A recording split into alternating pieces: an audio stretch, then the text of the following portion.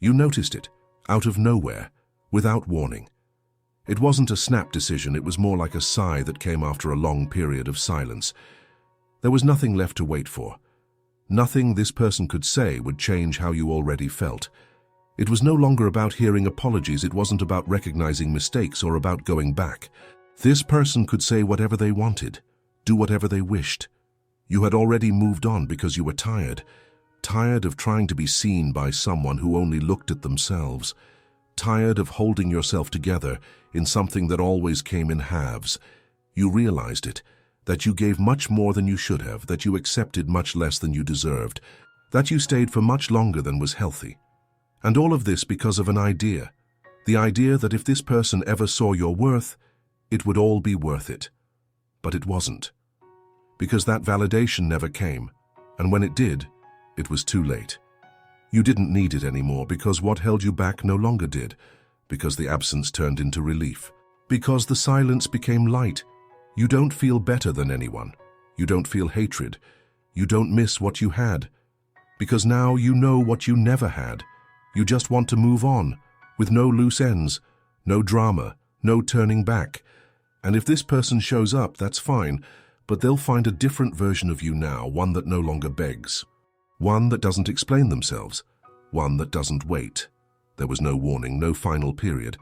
It just faded away. From within, what once hurt has turned into just a muffled echo. That person's name no longer throbbed in your chest. Their face no longer appeared in your silences. You realized you had changed, but it wasn't in the beautiful way they describe in books. It was ugly. It was dragged out.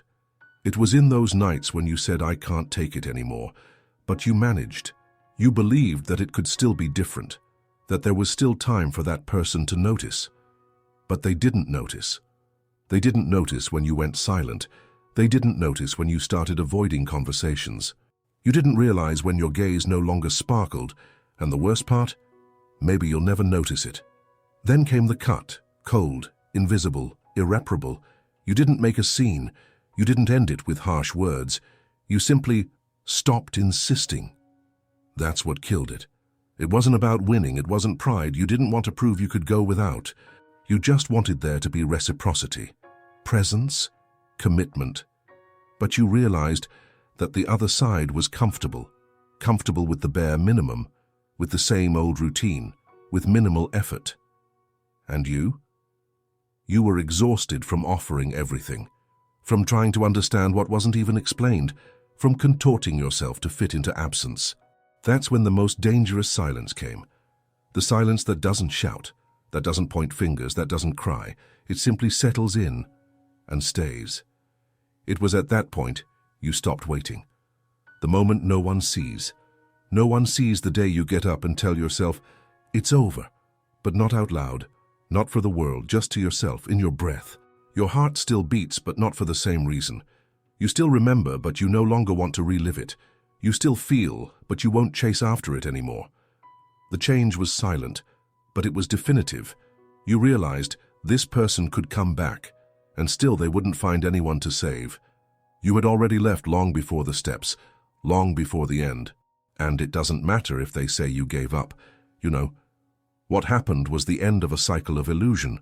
You stopped negotiating with crumbs, stopped justifying actions with hopes, stopped fooling yourself with what had already hurt you 1,000 times. You were tired. And it wasn't a rational decision, it was an internal collapse, a limit that only you know where it broke. You got tired of talking to yourself, tired of maintaining a connection with someone who couldn't even be present, tired of explaining yourself to those who didn't want to listen. And all of this transformed you. You learned, in the pain, in the attempts, in the mistakes. And even if it stings a little to remember, now you know. The memory no longer has the power to drag you back. You no longer fool yourself with promises. You no longer get emotional over excuses. You no longer open yourself up to justifications that only keep the same cycle going. You saw your own value. And that's when the game changed. Not because that person praised you, not because they asked for forgiveness, but because you saw yourself. You truly looked into the mirror, with everything you have, with all your flaws, with all the intensity, and you realized you always had worth. You always deserved to be loved without confusion. The problem was never that you were too much. It was that the other person was not enough. You understood. You are not hard to love. You were just trying to fit into a space that was too small for your giving. Now it's different. You no longer demand, you don't pressure, you don't beg. You simply observe, you notice, you feel, and you decide. You have become someone who chooses, someone who doesn't accept less than the truth. And if that person happens to show up again one day, as they often do, they won't be welcome. Not in the same way. Because now, to be with you, they will need to have awareness. Awareness of what they do, of what they cause, of what they repeat. And that, almost nobody has.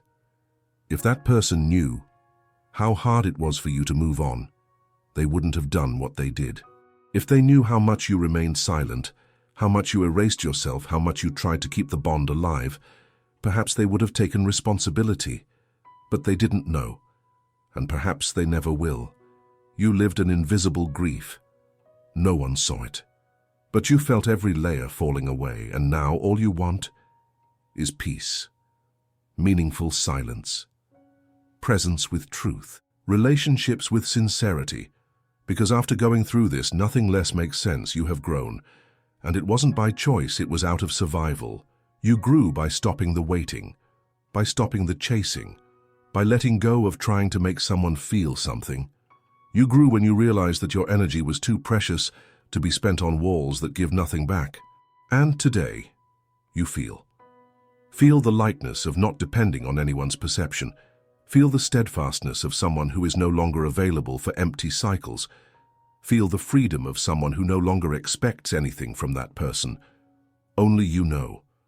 Only you know how much it cost, how hard it was, how you dragged yourself inside.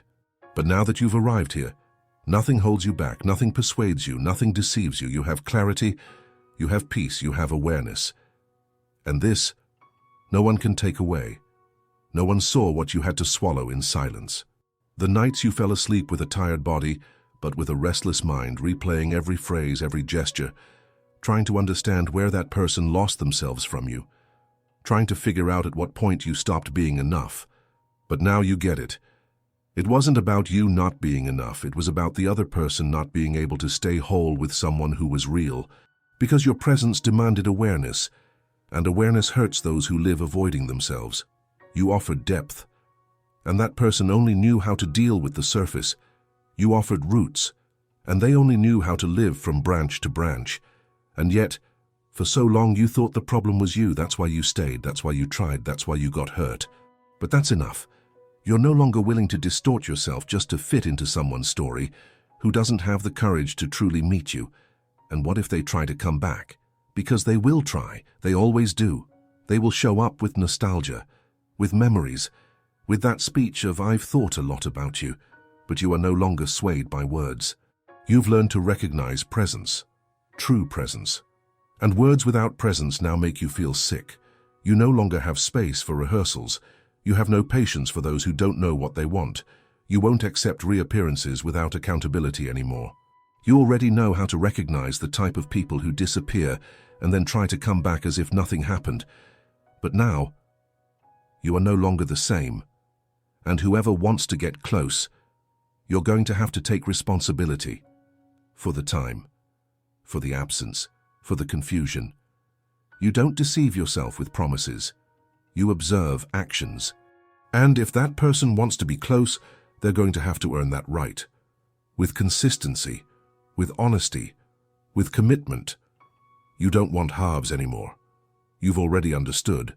Half of presence is absence. Half of love is pain. Half of interest is manipulation.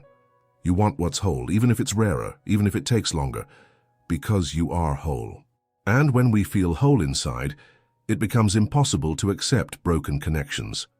You want someone who looks into your eyes and doesn't look away, who listens to what you have to say without using it against you later.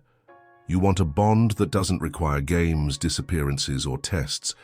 You don't want to defeat anyone. You want peace, you want reciprocity. You want emotional maturity. And if it's not like that, you'd rather be alone, because now you know solitude is better than exhausting company. And when longing comes, because it does, every now and then, without asking for permission, without explaining why, it appears in a scent, a place at any time, and you feel it, but you no longer surrender. You've learned to look at longing without falling into the trap of memory, because memory deceives. It shows only the good pieces, it erases the voids, it hides the silences, but you remember what it cost. You remember the weight. You remember the exhaustion of trying to maintain what shouldn't have been maintained. And that's enough. You've learned not to romanticize what hurt you. You've learned to respect your story without reliving what has already been buried. Longing can come, but you're no longer chasing it, because now you have a pact with yourself. And you know, going back would break that pact. You've become a portal, and only those who can cross through with truth may enter. Now any superficial presence is noticeable from afar. You can feel it in the gaze, in the tone of voice, in the hesitation.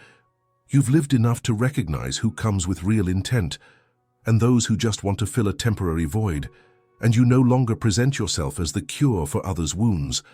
You are no longer a distraction for those who are running away. Anyone who wants to stay will have to learn to deal with who you are, without trying to mold, silence, or erase you, because you will no longer shrink to fit. The end of a cycle doesn't happen when the other person says it's over. It happens when you stop hurting yourself trying to hold on to something that's already gone, and you have stopped. Not because you are tired of the person, but because you are tired of being the only one trying. Today, your energy is where it makes sense. Your attention is where there is reciprocity. Your love is coming back to you. You've learned, in the hardest way. But you've learned, and now that you've learned, no one can take that away from you. You are where you needed to be. You don't need to prove anything anymore. You don't need to wait for validation anymore. You don't need to hurt yourself for someone who doesn't see what they have in their hands. You are here, whole, with your scars, your flaws, your memories, but at peace. And that is maturity. It's growth. It's emotional freedom. Now you choose who enters, who stays, who no longer has space. You have become a boundary. You've become a standard. You've become a presence. And this new version doesn't negotiate with those who don't understand what they have. Once you realize, there's no pretending you didn't see it. You've noticed. And that's what makes everything different now. You are no longer someone who waits. You are no longer someone who needs to be chosen. You are no longer someone who settles for emotional crumbs, because you've learned to nourish yourself with the silence that brings peace, not with the presence that creates confusion. You already know.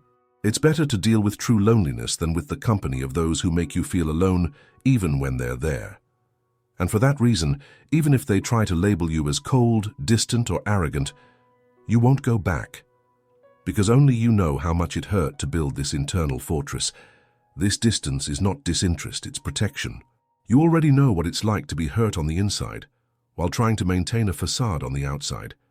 You know what it means to smile outwardly, while pleading for recognition internally. You survived. You rebuilt yourself.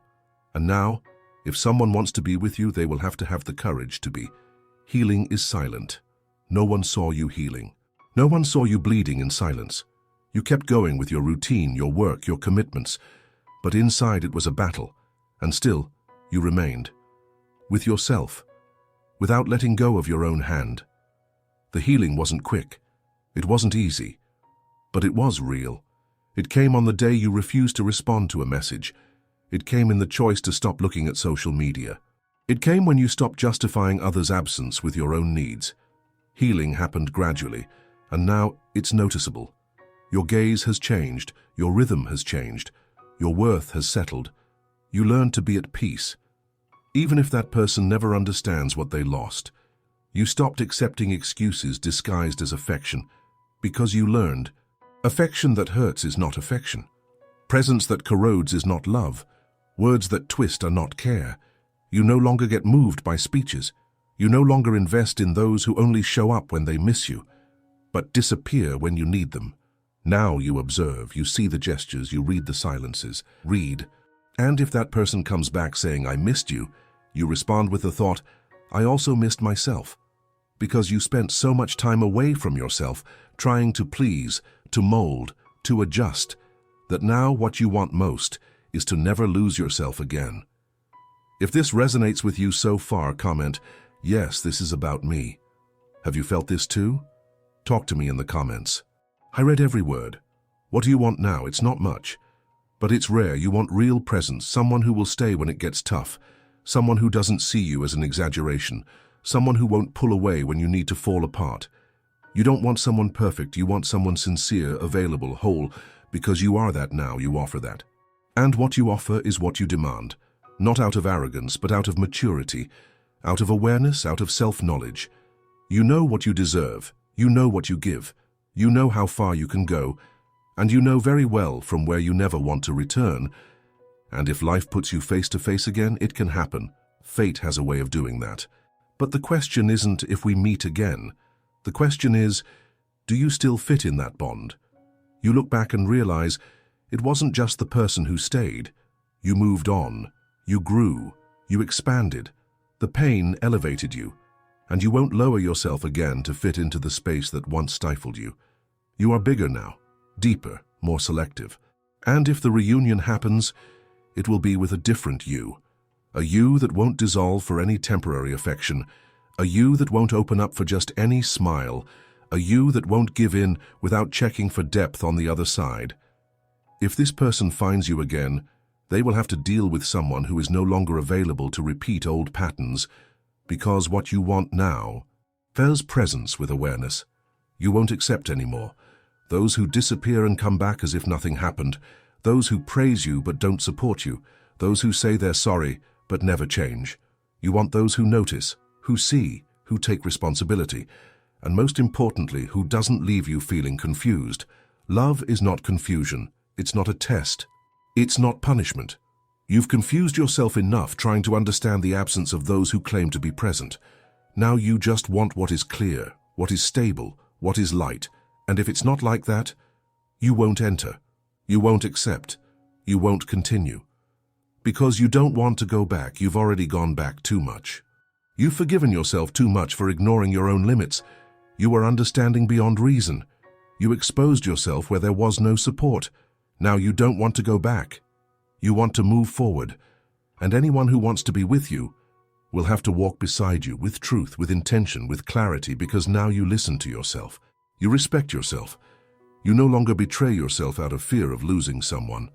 If this resonated with you, share it, comment on the topic, give it a like, and subscribe to the channel.